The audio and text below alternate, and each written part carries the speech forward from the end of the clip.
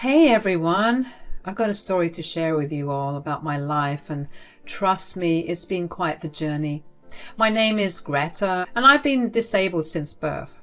Now, before you start feeling sorry for me, let me tell you how my life turned out to be way more amazing than I ever imagined. Growing up, I had my fair share of challenges. Society often made it seem like living a normal life was out of reach for me, but I refused to let that define me. Sure, there were times when I felt frustrated, but I always believed that with hard work and determination, I could create a life I loved. One thing that kept me going was my supportive family, especially my wonderful mother-in-law, Irma. She's an absolute gem. From the moment Oliver and I tied the knot, Irma embraced me like her own daughter. Her unwavering love and encouragement gave me the strength to pursue my dreams.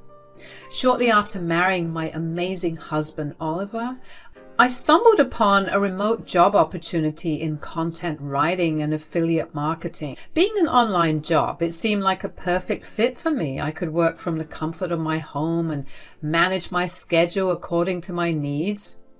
Now, let me tell you, it wasn't all smooth sailing. Starting a new job, especially in an online space, came with its own set of challenges. But I was determined to succeed. I poured my heart and soul into my work, constantly honing my writing skills and learning everything I could about affiliate marketing. As time went on, I was pleasantly surprised to see my hard work paying off. The best part was that I started earning a considerable amount of money from my job. I never thought I'd make this much, but life had other plans for me. I was ecstatic, and Oliver was incredibly proud of my achievements. Within a year, my income reached a jaw-dropping $25,000 a month. I couldn't believe it. I went from doubting my abilities to becoming a successful content writer and affiliate marketer. It was like a dream come true, and I felt a sense of fulfillment that I had never experienced before. With the money coming in, Oliver and I were able to live more comfortably than we ever imagined. We traveled to places we'd always dreamed of, made memorable experiences, and even supported causes close to our hearts. It was a whirlwind of joy and gratitude. But you know what? The most amazing part of this journey wasn't just a financial success. It was the realization that my disability didn't define me or my capabilities. I found my passion and my purpose and discovered that I could achieve anything I set my mind to. So here I was, a disabled woman bound to a wheelchair, experiencing incredible success in my career and basking in the love and adoration of my husband, Oliver. Life seemed almost perfect except for one aspect that left a shadow on my happiness. My relationship with my mother-in-law, Irma. You see, Irma lived all the way in Germany, and we had barely interacted since Oliver and I got married. The few times we did communicate were through video calls, and let me tell you, those interactions were far from pleasant.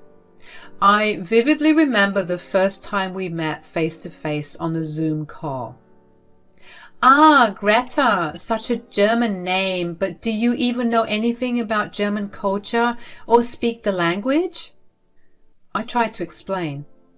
Well, Irma, I was born and raised in the US, and my parents never really exposed me to our German roots, so I'm not fluent in German or familiar with all aspects of the culture, but I'm glad to have gotten to know Oliver because now I feel like I have another chance of reconnecting with my culture. How can you claim a culture that technically isn't even yours? Mom, stop it. What? She said it herself, didn't she? She said she doesn't know the culture, so why should she start now? I tried to lighten up the mood by exposing my bad German-speaking skills, hopefully inciting a chuckle or two from my brooding mother-in-law, but that only seemed to make things worse. She didn't seem to care about my explanation. Instead, she went on to berate me for not embracing my heritage and seemed disappointed in me, as if I was somehow failing her expectations as her daughter-in-law. It hurt, but I tried my best to brush it off. As time went on, our interactions became even more strained. Every time we spoke, it felt like I was walking on eggshells. I didn't want to upset her, but it seemed like nothing I did was ever enough to earn her approval. She would criticize my choices, question my abilities, and make me feel inadequate, especially because of my disability. Oliver knew about the tension between his mother and me, and he tried his best to mediate, but it was challenging. He loved us both, and it pained him to see us not getting along. He hoped that over time things would improve, but that wasn't the case. Despite the difficult relationship with Irma, Oliver and I were determined to build a life together. We dreamed of starting a family, and we couldn't wait to embrace the joys of parenthood. We knew we had so much love to give, and we wanted to share it with a little bundle of joy. As we prepared for this new chapter in our lives, I couldn't help but wish that Irma could be more involved and supportive. I yearned for a strong bond with my mother-in-law, like many of the friends had with theirs. I hoped that becoming a mother myself might bridge the gap between us. On our wedding day, Irma finally came to the US to attend the ceremony.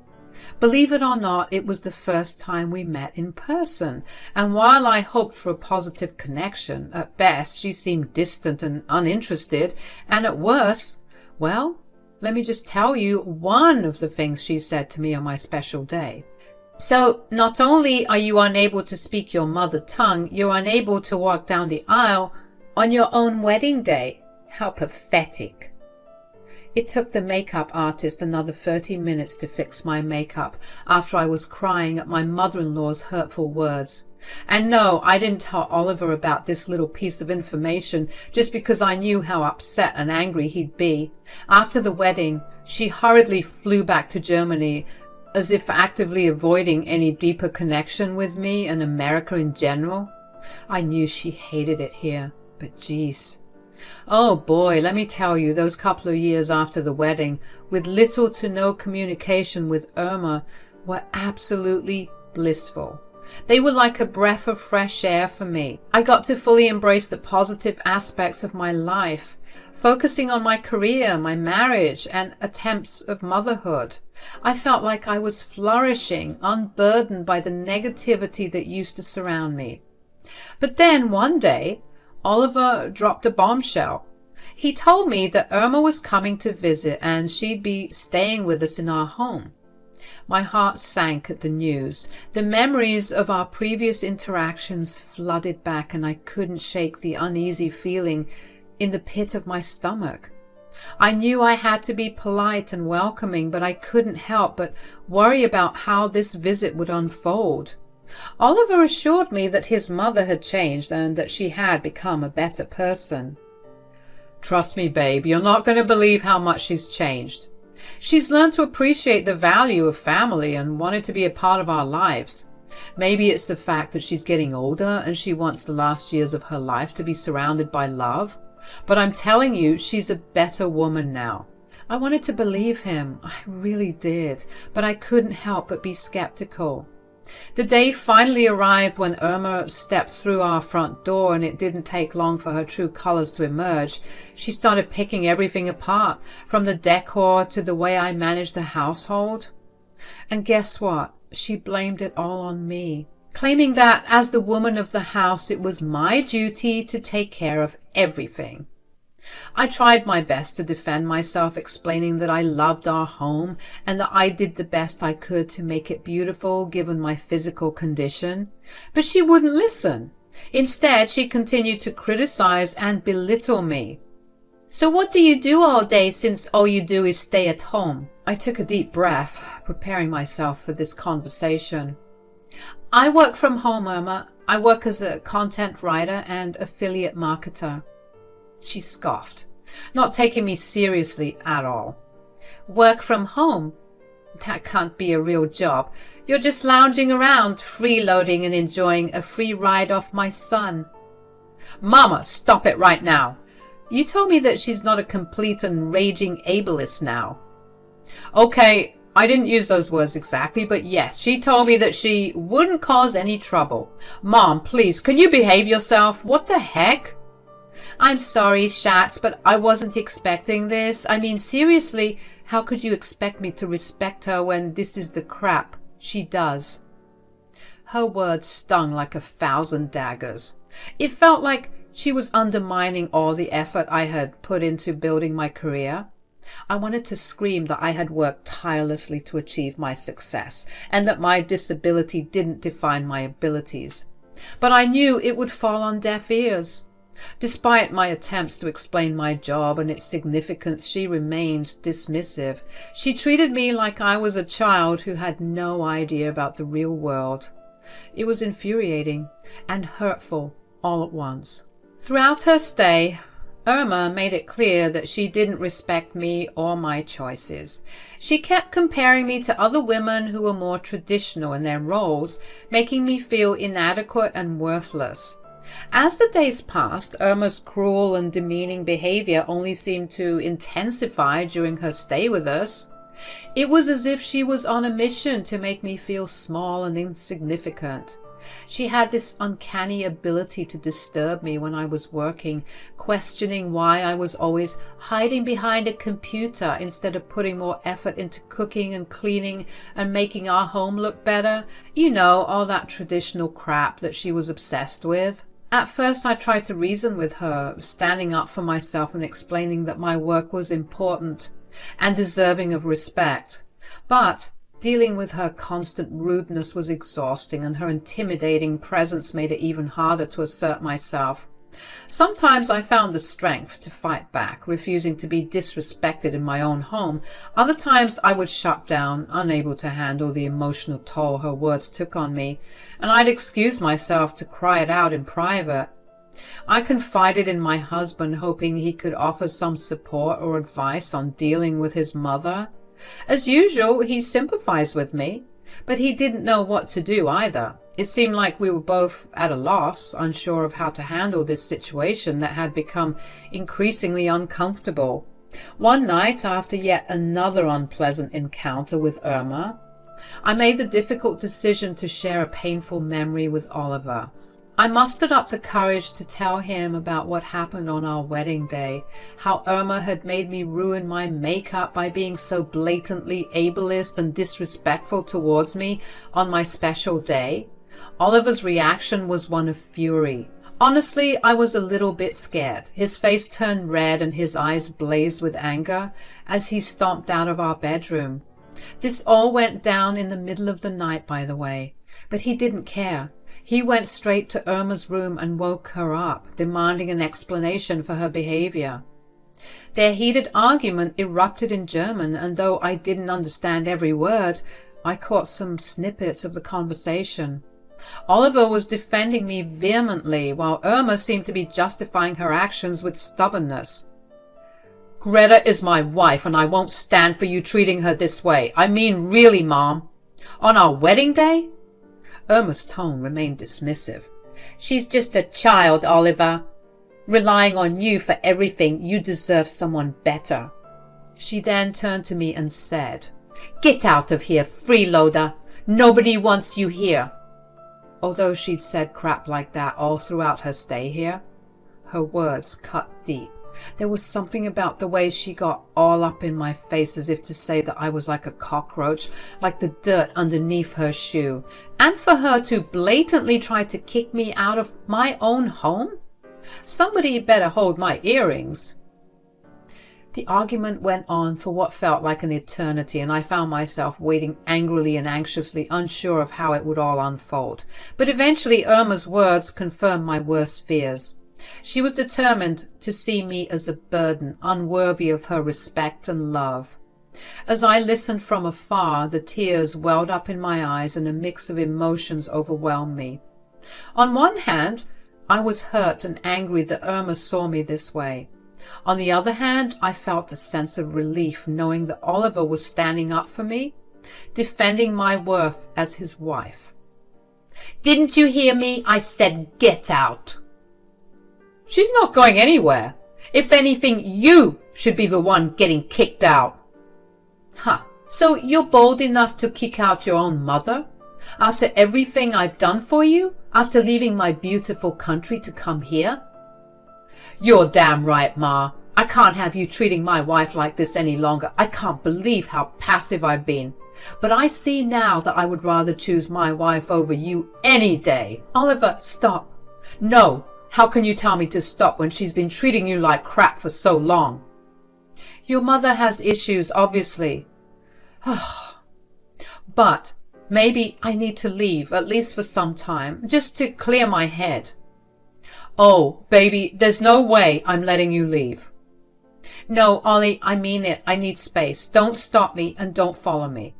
Good riddance. Ma, I swear to God, if you say something else. Wait, Greta, don't go. Before I could let him stop me, I wheeled off into our room to begin packing an overnight bag, as well as checking available rooms in hotels nearby. I was sick of constantly being attacked. It was cruel and unfair, and I didn't want to see that lady's face for a second longer. I heard Oliver and Irma continue to argue, but I didn't have the energy to interject a second time. I managed to escape that hellhole, get into my car, and check in at a hotel, all the while ignoring my husband's calls. All right, let me tell you what happened after I left for that hotel.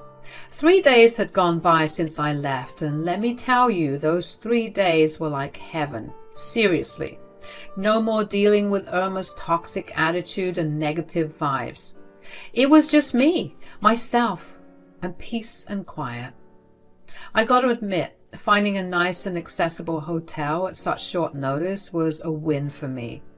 It made me realize how blessed I am, despite my ability to have the means to treat myself to a little escape like that. So there I was, chilling in my hotel room, binge-watching Netflix, and feeling like a weight had been lifted off my shoulders. But then, out of the blue, guess who calls? Yep, you got it. My lovely mother-in-law, Irma.